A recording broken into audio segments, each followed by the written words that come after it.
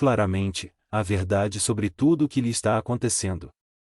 Mas, para que isso acontecer, é preciso que esteja com a mente bastante livre, solta, aberta. Vou arrumar-lhe um trabalho para que se distraia e ocupe seus momentos. O senhor acha, mesmo, que vou livrar-me desse pesadelo? Tenho fé em Deus que sim. Não se preocupe. Você não está sozinha. Tudo faremos para ajudá-la. Clotilde abraça o velho e liberta-se um pouco da tensão que a somete, com um choro silencioso de desabafo. Vê, a andarilhos amanhã, finalmente, desponta e Atílio acorda sobressaltado por não ver mais o velho e nem a sua bolsa. Levanta-se, de salto, e sai para a calçada. Olha para um lado e para outro, sentindo um terrível medo. Será que Sebastião arrependeu-se de ajudá-los e os abandonou? Volta para junto de sua filha que ainda dorme, tranquila. Senta-se ao seu lado e começa a desesperar-se. Onde estará o velho? Certamente, foi embora, pois levou a sacola com ele. Tivesse ido, apenas, dar uma volta, não a levaria. O que fazer, pensa amargurado. Antes não tivesse encontrado aquele homem que me alimentou de ilusões. Alguns minutos se passam e já está quase maldizendo o ancião, quando o portãozinho se abre e Sebastião entra, com a sacola pendurada, a tiracolo, com um pedaço de pão, em uma das mãos e um vidro com leite, na outra. Seu Sebastião, o senhor não sabe o susto que levei, pensando que nos tivesse abandonado. Meu filho, nada tema. Não vou abandoná-los. Apenas fui pedir, numa casa, da redondeza, um pedaço de pão para nós três e um pouco de leite para a menina. Deus lhe pague, seu Sebastião. Deus lhe pague. Quer que eu acorde Lucinha? Deixe-a descansar mais um pouco. Quando acordar vamos nos alimentar e, então, iremos comprar as passagens. Será uma longa caminhada. Voltaremos para cá, à noite? Se não encontrarmos abrigo melhor, no caminho, voltaremos. Teremos que pedir comida e sim. Teremos que pedir comida. Passa-se meia hora e Sebastião pede a Atílio que acorde a menina, pois não seria bom que as outras pessoas os vissem ocupando aquele lugar. Explica-lhe que, certamente, elas o tomariam por vagabundos e que ninguém gosta de estranho perto de suas casas. Atílio concorda e, mansamente, desperta a criança, fazendo-a comer um pedaço de pão e beber um pouco de leite. Lucinha alimenta-se, avidamente. Nós vamos para casa ou vamos passear, papai? Vamos passear mais um pouco. A menina olha, acanhadamente, para Sebastião. O vovô também vai passear conosco, filha. Você dormiu bem, Lucinha? Pergunta, carinhosamente, o ancião. Olhe, nós vamos passear por 2 dias, e depois, iremos para um lugar muito bonito, onde você terá uma outra casa e muitas crianças para brincar. Lá tem bonecas?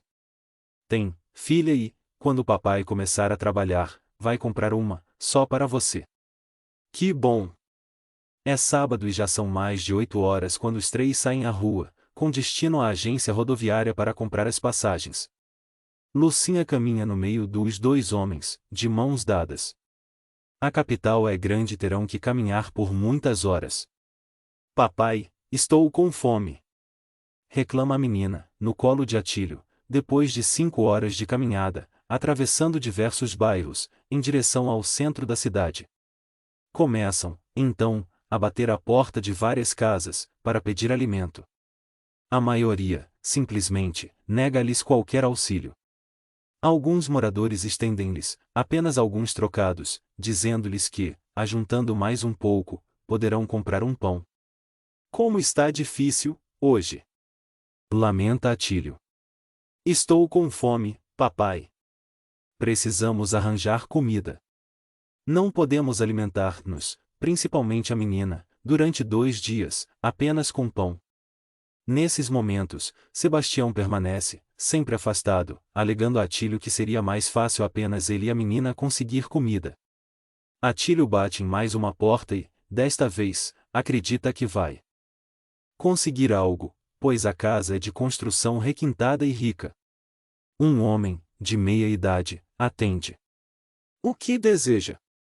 Será que o senhor não poderia arranjar um pouco de comida para minha filhinha? Ela está com fome e estou desempregado. Está desempregado, é? Pergunta, ríspida e brutalmente, o dono da casa.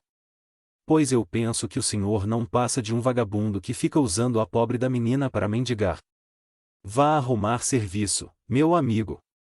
Trabalho tem em todo lugar. É só ter vontade. Mas, e suma daqui, seu vagabundo. Suma, antes que eu chame a polícia. Dizendo isso, o homem bate a porta, com vigor. Meu Deus! Por que o homem ficou bravo, papai? Por nada, minha filha. Ele deve estar nervoso. Acho que ele também não tem dinheiro para comprar comida e deve ser isso, filha. Deve ser isso. Sebastião, que ouvirá os gritos do dono da casa, aproxima-se e abraça Atílio, pelos ombros. Não desanime, meu filho. Nunca fui tão humilhado em toda a minha vida.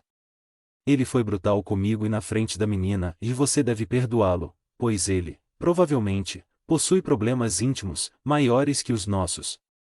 Na verdade, devemos orar por ele. Meu Deus, o que teremos que enfrentar ainda, e tenha confiança. Lá, na esquina, tem uma casa, onde estão reunidas várias pessoas. Pela janela aberta, ouvi-os falarem de uma campanha beneficente. Devem ser pessoas bondosas e acredito que nos ajudarão. Vamos lá, esperar que a reunião termine. Dirigem-se, então, para o local e recostam-se na parede da casa. Está cheirando comida gostosa, papai. Pelo que pude deduzir, são várias pessoas que estão almoçando, aí, enquanto planejam um trabalho de assistência aos necessitados.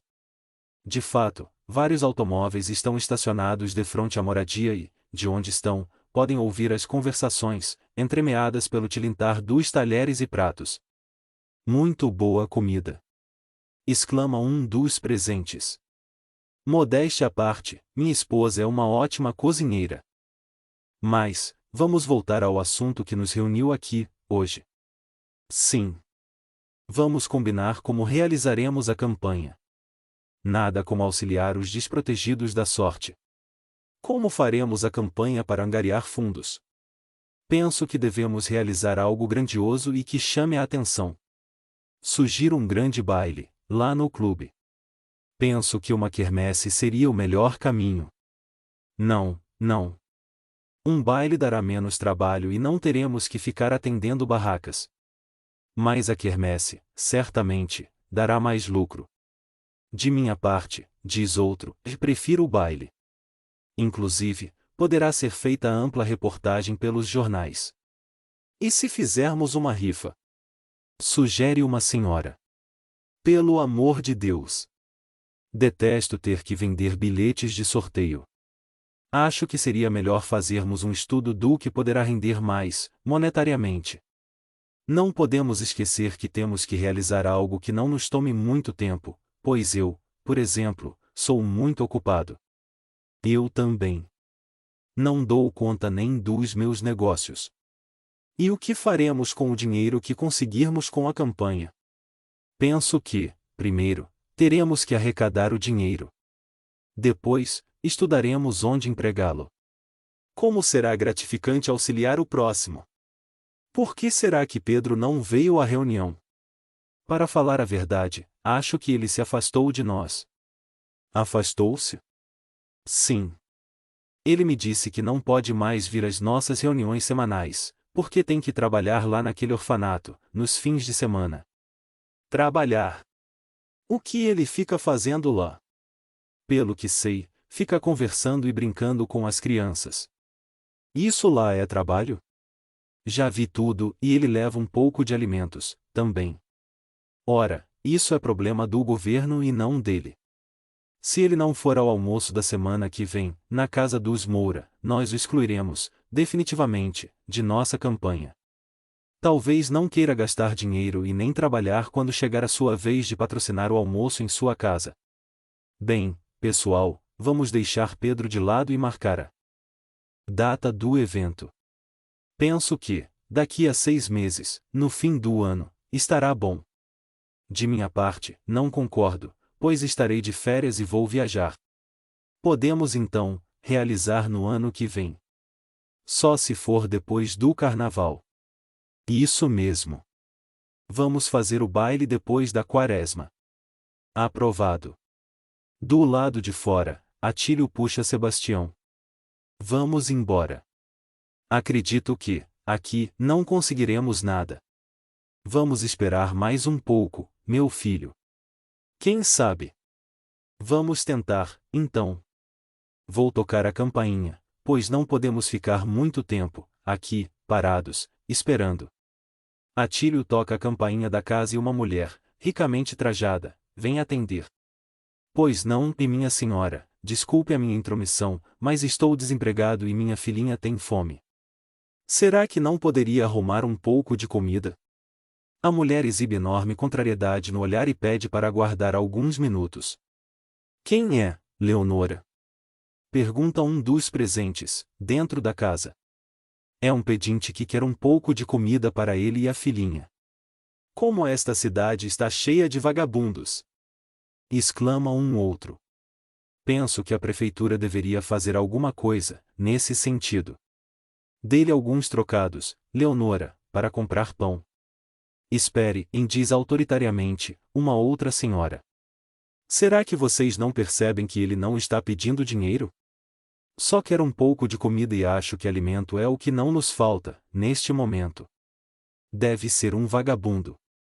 Se ficarmos, constantemente, ajudando essas pessoas, acredito que estaremos prejudicando-as. Desse jeito, elas não quererão, nunca, trabalhar, pois podem comer e beber, sem trabalho. Sou da mesma opinião. Exclama outro homem, e vocês estão errados em agir assim. Interrompeu a mulher. Sei que muitos são vagabundos, mas deve existir também aqueles que, realmente, precisam. Além do mais, não acredito que alguém entre nesse tipo de vida por livre e espontânea vontade. Se não ajudarmos a todos que nos procuram, estaremos prejudicando os bons. Auxiliando a todas as pessoas que nos pedem um pouco de alimento, certamente um dia, estaremos ajudando um verdadeiro necessitado. Penso que temos que ajudar sempre, confiando nas pessoas que nos solicitam auxílio.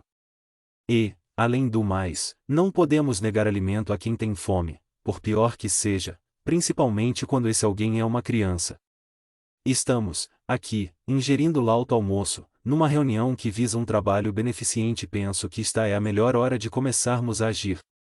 Dizendo isso, faz 2 pratos de comida e leva-os para fora, fazendo com que Atílio e a menina adentrem o portão para comerem, comodamente à sombra. Atílio, assim que a mulher entra, divide sua comida com o velho. Depois de se alimentarem e sair de volta para a rua, Sebastião comenta com Atílio: tomara que consigam realizar o trabalho beneficente a que estão se propondo, pois, se não, terão que prestar contas a Deus por todos esses alimentos em prol da campanha. Caminharam por mais meia hora e chegam à rodoviária, onde Sebastião dá o dinheiro para que Atílio compre as 3 passagens. Sobrou alguns trocados e poderemos comprar 1 litro de leite para Lucinha. O senhor é muito bom, seu Sebastião. Vamos voltar, agora. Quero colo, papai. Atílio pega a menina e esta deita a cabecinha em seu ombro, dormindo quase que em seguida. Pobrezinha. Deve estar cansada. Diz, tristemente, enquanto caminham, de volta. Já são 7 horas da noite, quando começam, novamente, a pedir comida. Sebastião, como sempre, fica de longe, às escondidas, enquanto Atílio apela, juntamente com a menina, aos corações das famílias. Como acontecerá, de manhã, recebem alguns trocados e muitas imprecações, conseguindo um prato de comida, somente, quando são, já, mais de 8 horas da noite. Chama, então, Sebastião. Não estou com fome, Atílio. Pode comer, você e a menina. O senhor também precisa se alimentar. Vou comer, apenas, um pedaço de pão. Sinceramente. Não estou com fome. Na minha idade, pouco se come. Não acredito. O Senhor não quer comer para que sobre mais para nós e isso eu não posso aceitar. Fique tranquilo, pois estou falando a verdade. Atílio, então, alimenta-se juntamente com a menina e fica bastante triste e angustiado em ver a filhinha ter que comer com as mãos, pois, a dona da casa deu-lhes a comida em uma pequena lata, sem nenhum talher. Dói-lhe o coração, a cena. Sebastião, parecendo adivinhar-lhe os pensamentos, procura consolá-lo. Não sofra por tão pouco, meu filho. Agradeça a Deus o fato de estar comendo e não desanime, pois logo terá um lar que, se não possui muito luxo, pelo menos, será decente. Nesse momento, a dona da casa abre a porta e traz 2 xícaras de café, para ele e para a menina. Muito obrigado, minha senhora, mas será que não poderia arranjar alguma coisa para este velho homem que também passa por necessidades? Velho? Que velho? Atílio, então, volve o olhar para onde estava Sebastião e não o vê. Levanta-se, olha para os 2 lados da rua e não consegue avistar ninguém. Onde será que ele foi? Pergunta, apalermado, à dona da casa. Não se preocupe. Se ele voltar, o senhor bate a porta que arranjarei algo para ele. Mas, onde será que ele se meteu? Você viu para onde ele foi, Lucinha? Não, papai. Atílio e a menina terminam de comer, tomam café e, chamando a mulher para devolver as xícaras, retornam à rua. Está preocupado com o paradeiro do velho, porém, depois de alguns passos, ouve a voz do ancião, por trás de seus ombros. Como é, Atílio? Estava boa a comida? Onde o senhor foi? A dona da casa ia lhe arranjar alguma coisa. Vamos voltar lá e eu peço para ela. Já disse para não se preocupar comigo. Não estou com fome. Fui dar uma volta, no quarteirão, enquanto vocês comiam. Continuam a caminhar e, quando passam de frente a um cinema, recebem, de um senhor e de uma moça, um folheto de propaganda a respeito de uma conferência que seria proferida por um missionário religioso. O convite para a palestra está ilustrado por bonita estampa, Açores, que representa o céu e o inferno. Ocupando a metade de cima, diagonalmente, estão pintados flocos de nuvens, com anjos tocando harpas e pessoas felizes, todas de branco, aparecendo, em primeiro plano, uma mulher, com uma expressão divina, no rosto. Na outra metade de baixo, o vermelho contrasta com o azul do céu e várias pessoas ardem no fogo do inferno, com demônios e criaturas horrendas a supliciá-las, numa cena dantesca. As cores se fundem no ponto divisório dos 2 ambientes e as expressões dos rostos são perfeitas. O que você acha desse desenho, Atílio? Pergunta Sebastião. Para mim, representa, apenas, o céu e o inferno. Você acredita nisso? Depois de pensar um pouco, Atílio responde: possuo algumas dúvidas. Que dúvidas? Nunca tive muito tempo para ler a respeito, apesar de já ter frequentado 3 religiões diferentes, pois, sempre me preocupei em encontrar uma, para seguir, com bastante entendimento e fé. Porém, muitas dúvidas, como já disse, sempre ocuparam minha mente. Acredito, por exemplo, que os bons serão recompensados e os maus, punidos, mas não consigo aceitar a ideia de que as pessoas que, um dia, entregaram-se ao mal, sejam punidas, eternamente. Como assim? Pergunta o velho, com um leve sorriso, nos lábios e no olhar. Atílio fica, alguns momentos, em silêncio, enquanto continuam a caminhar e, após alguma reflexão, responde: veja, o senhor, esta pintura. Imagine que esta mulher, com expressão de grande felicidade no olhar, possui um filho que desviou-se do bom caminho, tornou-se um criminoso e que, depois de morto, foi, em estado de alma ou sei lá o que, para o inferno.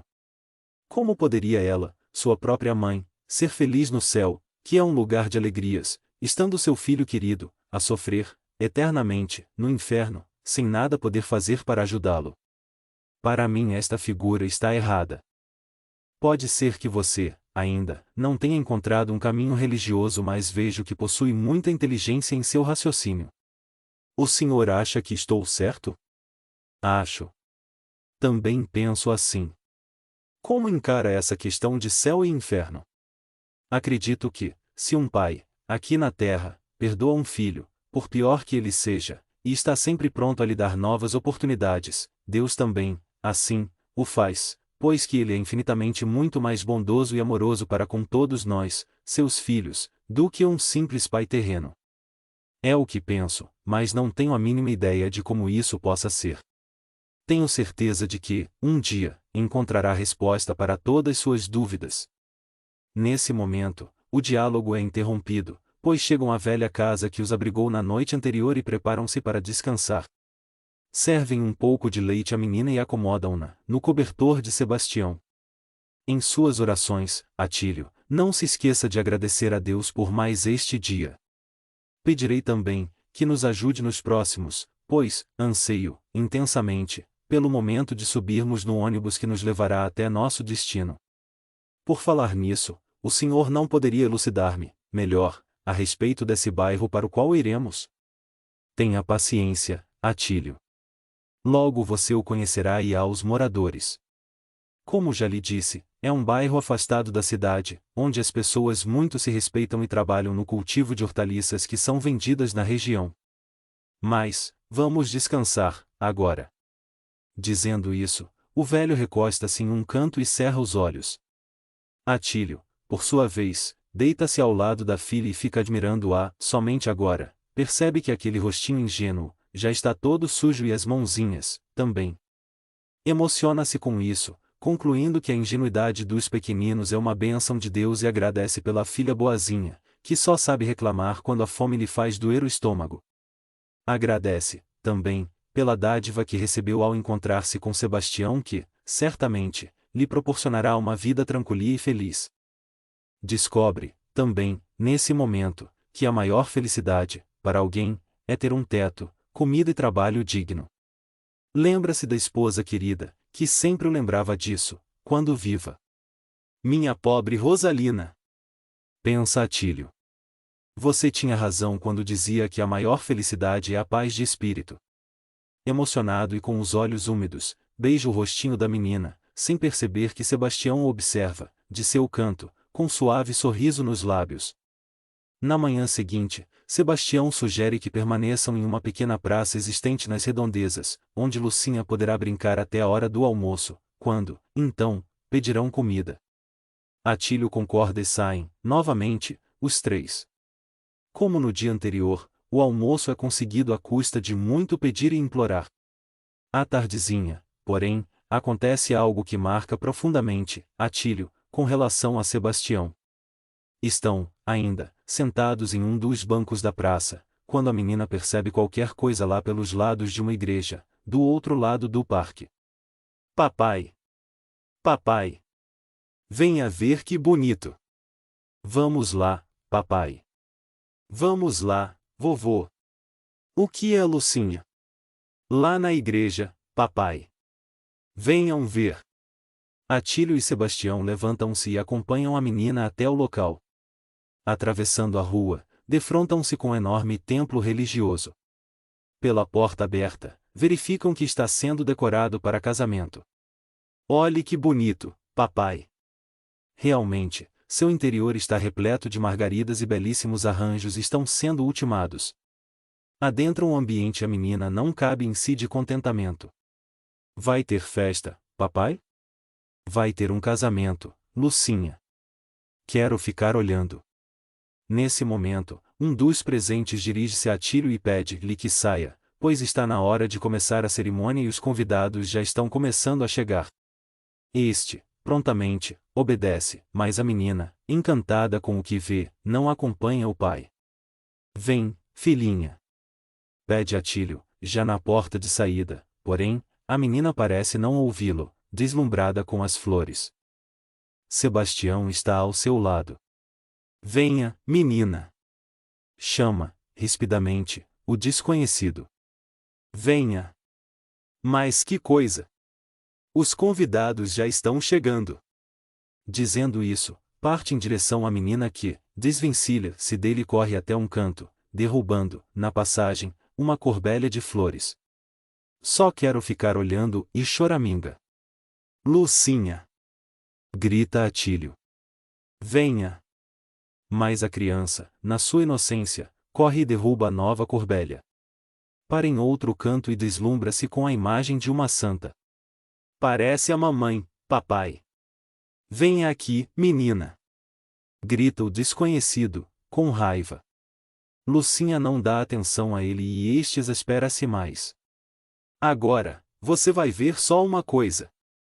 Dizendo isso, parte, novamente, para cima de Lucinha. Não! Grita Atílio. Apenas Sebastião acompanha o homem e, quando este, raivosamente, abaixa o braço para agarrar a menina, pelos cabelos, o velho segura-lhe, vigorosamente, a mão.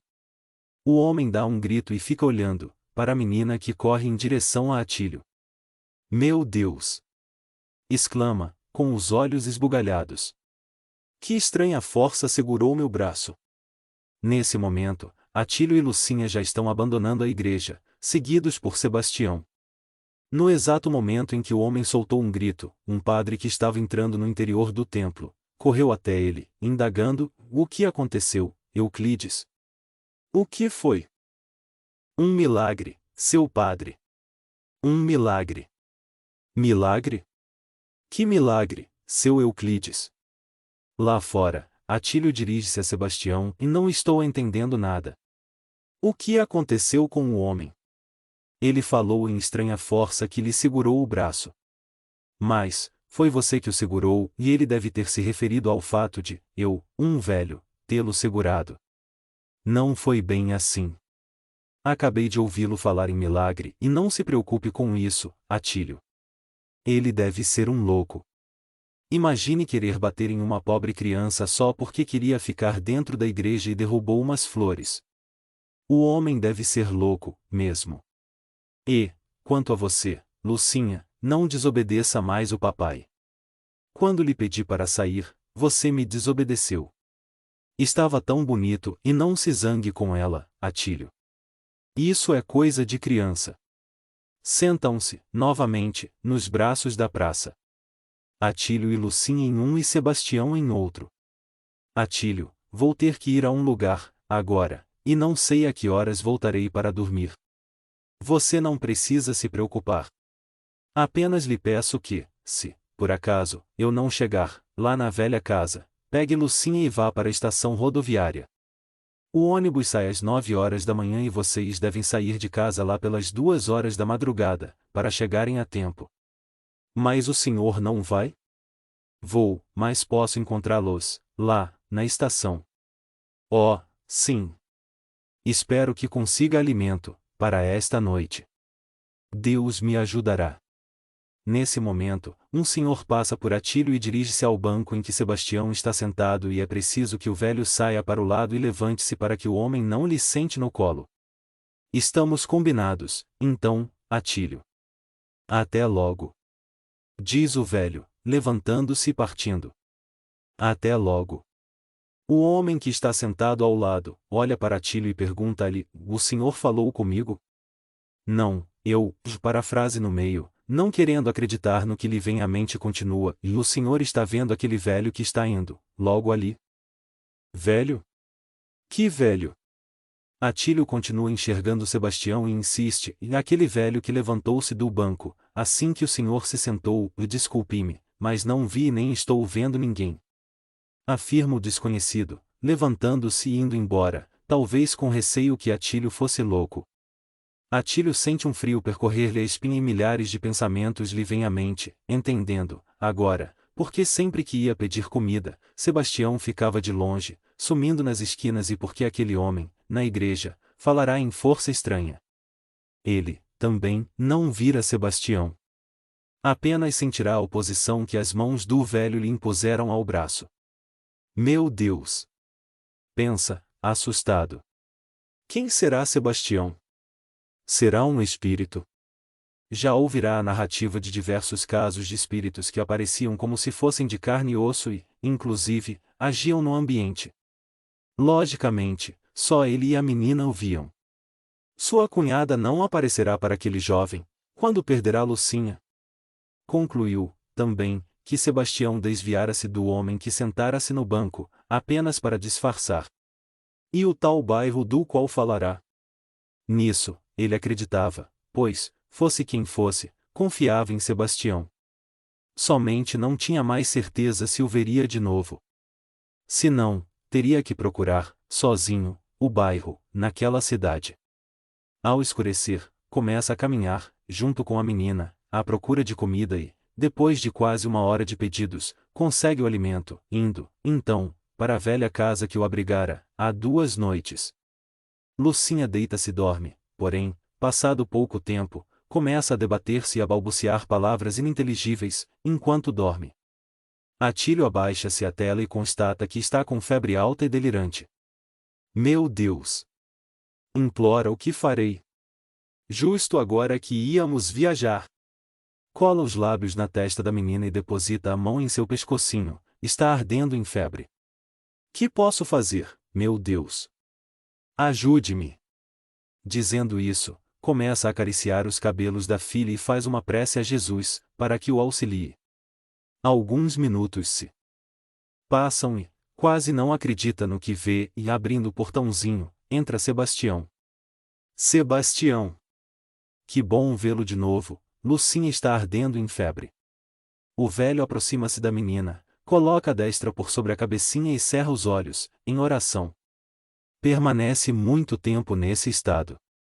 Atílio ora com devoção e crê que através do ancião, irá ajudá-los. Pronto, Atílio. A febre já passou. Atílio levanta-se, de um salto, apressando-se em encostar-se na menina. Realmente, a febre passou. Olha para o velho, com gratidão. Quem é o senhor?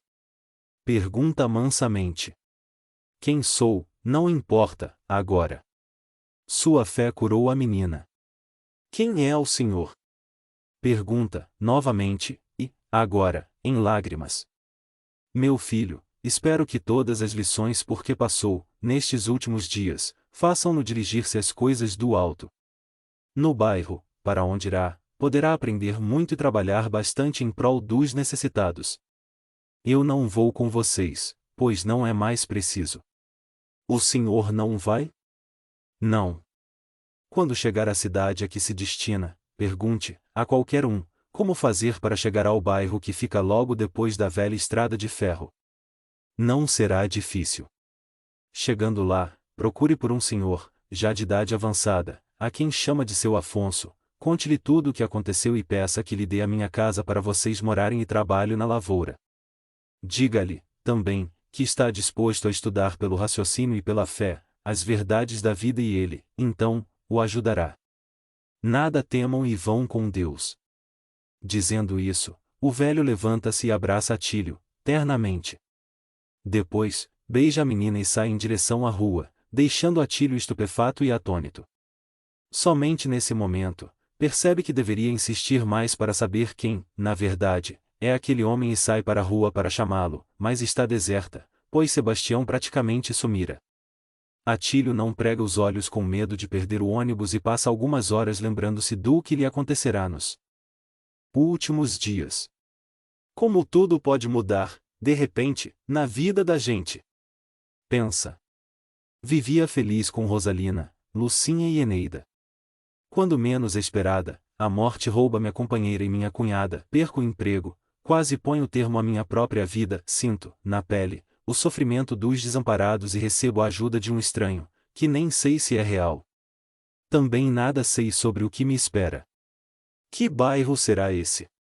Tenho muita fé em Deus, em Sebastião e vislumbro uma possibilidade de paz e segurança para onde vou. Mas, quem será esse homem? Por que não vai conosco para sua terra? Ajude-o, Jesus, em sua caminhada. O tempo passa e, quando percebe que já deve estar na hora, tenta acordar a menina para caminharem até a estação rodoviária, porém, a criança não consegue despertar, de tão cansada que está e pela febre que a havia acometido. Enrola-a, então, no cobertor e carrega-a, no colo, em direção ao seu destino. Passa em frente à igreja e vê o relógio marcar quase 2 horas da madrugada.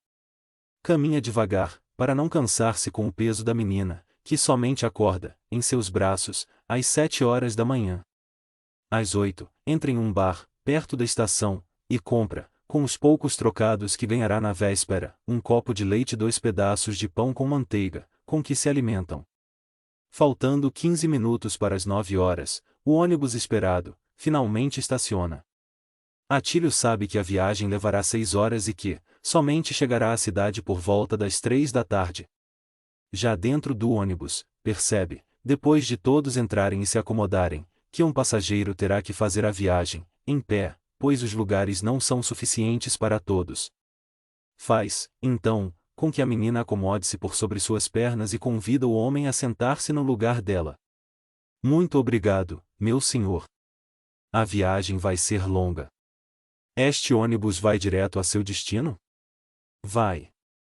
Somente para, uma vez, em um restaurante que se localiza na metade do caminho. Diga-me uma coisa, o senhor está passeando ou vai para casa? Pergunta Atílio. Vou para casa. Vim à capital apenas para visitar uns parentes. Nesse momento, o ônibus começa a rodar, saindo da estação rodoviária, em direção à estrada. O senhor conhece os bairros que ficam depois da linha férrea? Só existe um bairro, lá. É o bairro dos Estranhos. Bairro dos Estranhos? Sim. O senhor nunca ouviu falar? Não. Bem, e é a primeira vez que ouço esse nome. Apenas sabia da existência de um bairro, localizado depois da linha férrea e vou tentar arrumar um emprego, lá, na lavoura. Oh, sim. Eles plantam hortaliças, lá. Atílio sente um alívio ao saber que, realmente, existe esse bairro do qual Sebastião lhe falará, mas estranha o nome. Meu amigo, o senhor mora, há muito tempo, nessa cidade? Moro há 22 anos. Por que chamam o local de bairro dos Estranhos? Esse nome é muito antigo e foi o próprio povo da cidade que passou a denominá-lo dessa maneira. Na verdade, a maioria das pessoas tem um pouco de medo de seus moradores. Medo? Não se impressione com isso. Os moradores desse bairro são muito bons, mas são todos espíritas e as pessoas da cidade, apesar de muitas procurarem consolo e conselhos com eles, têm um certo receio desse negócio de espíritos, principalmente, porque os religiosos da cidade vivem dizendo que essa gente rende culto ao demônio e coisas desse tipo. De minha parte, não acredito e até fui lá, uma vez. É grande o bairro? Não. Deve ter umas 50 casas, mais ou menos. Certa noite, um vizinho, que ia sempre lá, insistiu muito e acabei indo com ele. E até gostei, sabe? Quando lá cheguei, confesso que fiquei com um pouco de medo, mas depois que ouvi eles falarem, fiquei tranquilo. E do que eles falaram? Não me lembro bem, pois faz muito tempo. O que sei é que só falaram em Deus, em Jesus e em fazer o bem. E o senhor viu ou ouviu espíritos? Não. A noite em que fui era só de passes. Passes? Sim. São os benzimentos que eles fazem na gente. E saiba que voltei muito calmo de lá. E o senhor retomou, lá, outras vezes? Não. Sabe como é? Se a gente vai lá, as pessoas ficam falando isso e mais aquilo e não gosto disso.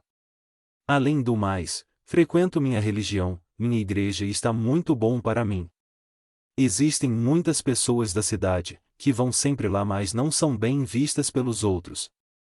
Inclusive, os prefeitos que passaram pela chefia da cidade, já foram muito pressionados para tomar alguma providência contra o bairro, mas nada puderam fazer. Afinal de contas, o bairro fornece todas as verduras para nossa cidade e região e paga, em dia, os seus impostos. O bairro é rico, então? Sim e não. Quer dizer, ganha um bom dinheiro com as verduras, mas uma boa parte é destinada a entidades assistências da redondeza e na divulgação das suas crenças. Um povo, assim, só pode ser bom, como já disse, são muito bons, mas a cidade os cobre com um manto de mistério e misticismo. Interessante.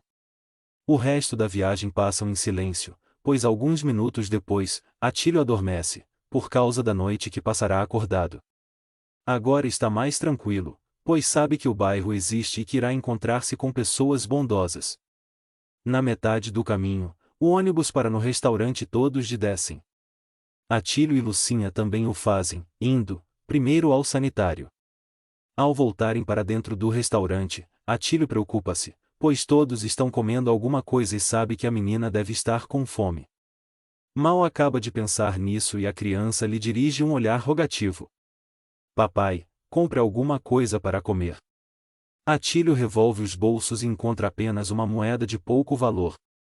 Volta o olhar em direção à filhinha e esta lhe sorri. Acho que não estou com vontade de comer nada, não, papai. Atílio emociona-se, abraça a menina, sem conseguir evitar que seus olhos fiquem marejados. Você é um anjo, minha filha. Diz emocionado, fitando os olhos da criança. Tão pequenina e já tão compreensiva. Lucinha apenas lhe sorri. Nesse momento, uma mão lhe estende um pedaço de bolo. Pegue, neném. É para você. Atílio ergue os olhos e vê que é seu companheiro da viagem quem estende o alimento. Deus lhe pague, meu amigo. Compreendo a sua situação. Aceite, também alguma coisa. Obrigado, mas estou sem fome. Por favor, aceite. E, dizendo isso, estende a Atílio outro pedaço de bolo. Obrigado, mais uma vez e que Deus o abençoe. Atílio sai com a menina para fora do restaurante e sobe com ela, no ônibus. Lá chegando, tira um pedaço de papel do bolso e embrulha o bolo, na intenção de guardá-lo, para mais tarde.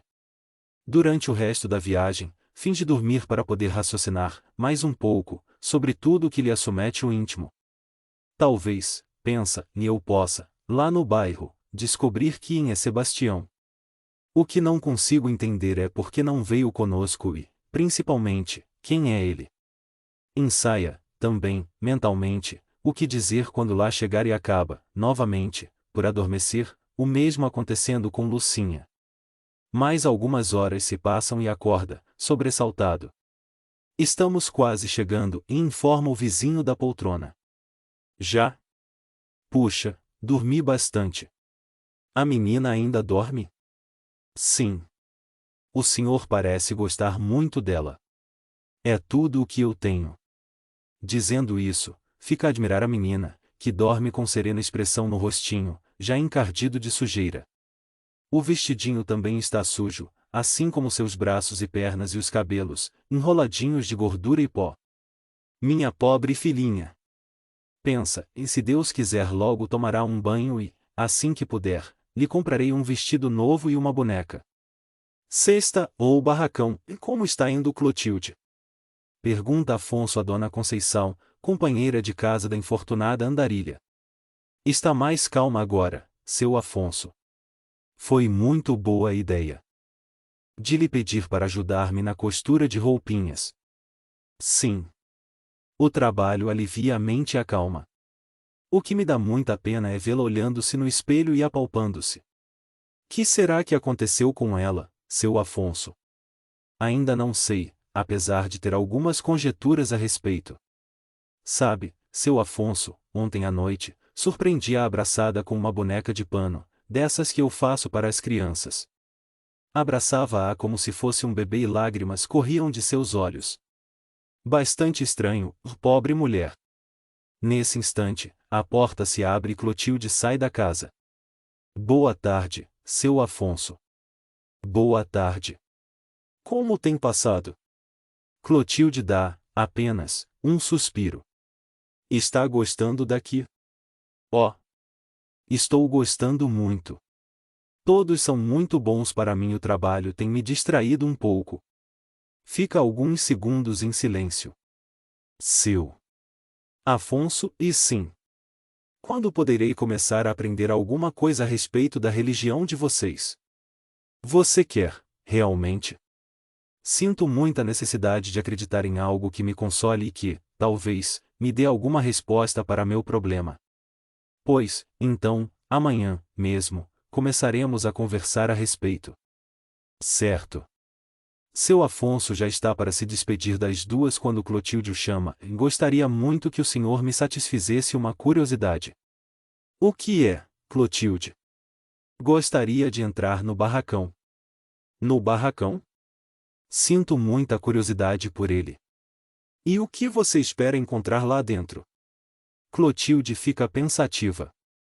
Nesses poucos dias que ali está, sente certo medo daquela construção de janelas altas que não dá para alcançar do lado de fora. Sempre que passa por ele, fica tentando imaginar o que pode haver lá dentro, onde, por 2 noites, viu, da janela de sua casa, várias pessoas ali entrarem e a porta ser fechada. Confia nos moradores daquele bairro pois percebe a bondade em todos os seus atos, mas não consegue deixar de ter medo daquela construção e do que ela talvez encerre. Imagina altas paredes pintadas de vermelho, imagens de santos ou demônios, crânios, velas pretas, homens vestidos de negro, com capuzes. Chega, mesmo, a imaginar um grande círculo cabalístico pintado no chão e um altar, no fundo, com uma enorme cabeça de bode esculpida ou modelada em massa de papelão, com os olhos vermelhos. Será que imolariam animais ou aves? Não sei, seu Afonso. Apenas tenho muita vontade de entrar lá. Afonso concorda e leva Clotilde até o barracão.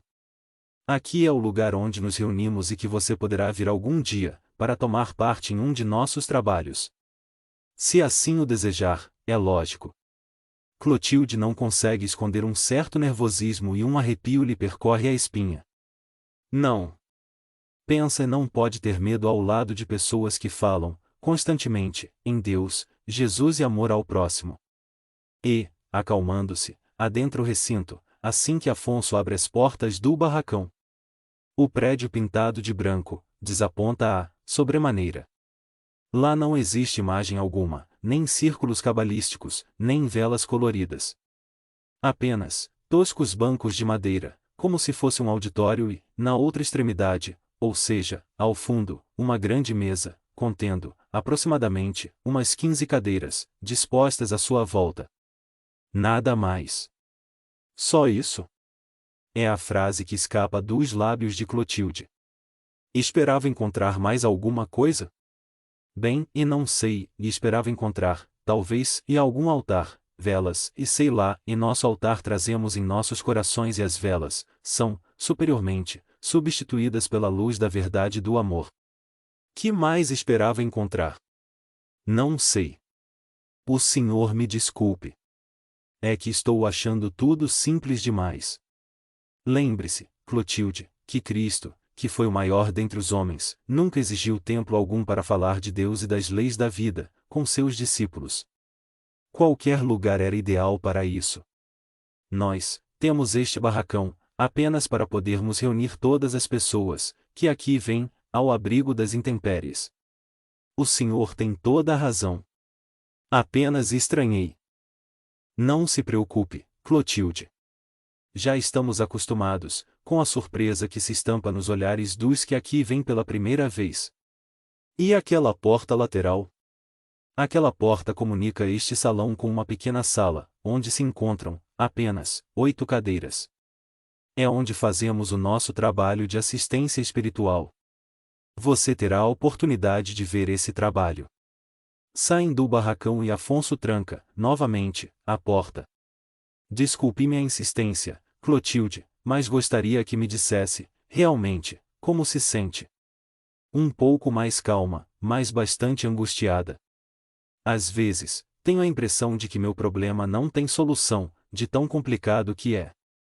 Já não tenho mais certeza de nada. Esse meu rosto, e tem esperança, minha filha, de cada dia que passa, perco a mais. Seu Januário e Dona Olga vieram, ontem, mas não disse nada a eles a respeito do meu rosto. Não tive coragem. Eles estavam tão prestimosos ao me fotografar.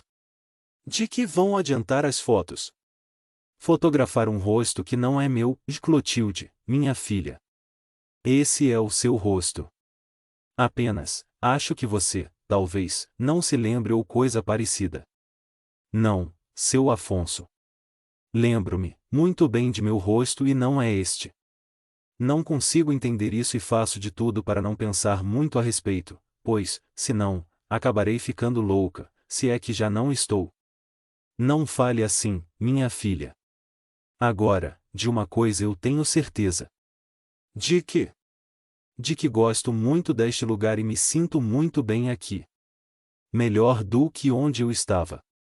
Na verdade, seu Afonso, cada dia que passa, sinto menos vontade de voltar e mesmo de encontrar Adolfo, meu marido. Tudo aquilo, de repente, me causa repulsa. Nada tema, Clotilde. Mesmo que descobramos, um dia, toda a verdade, este lugar estará sempre de portas abertas a você. Nesse momento, seu Afonso é chamado pela esposa e, convidando Clotilde a acompanhá-lo, vai até sua casa onde, defronte, está estacionado um carro. Entram e encontram um casal, jovem ainda, que traz, consigo, um menino de aproximadamente 6 anos de idade. Armando, que está conversando com eles, apresenta-os a seu Afonso, o pai. Este é o casal sobre o qual lhe falei, ontem. Trouxeram a criança. Pois não. Em que posso ser-lhes útil?